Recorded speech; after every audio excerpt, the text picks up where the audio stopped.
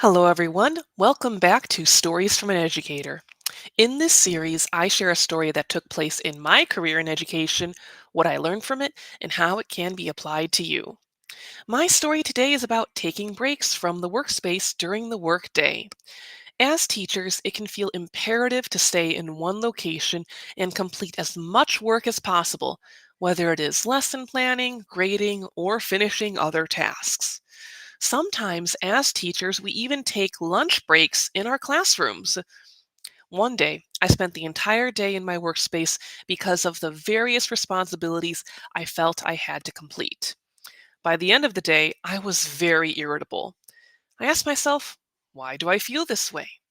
I realized that I had not left my workspace the entire day except for perhaps a quick restroom break. Just like we give brain breaks to our students or have them learn in different classrooms for different subjects, it is important that we experience a change in the environment as well. Even if you feel like you cannot take a long break, taking a few minutes to step outside of your workspace can have a positive impact on your mindset. So, next time you feel like you are becoming frustrated, try leaving your workspace for a quick break. Remember, you are doing your best with the knowledge you have at the time.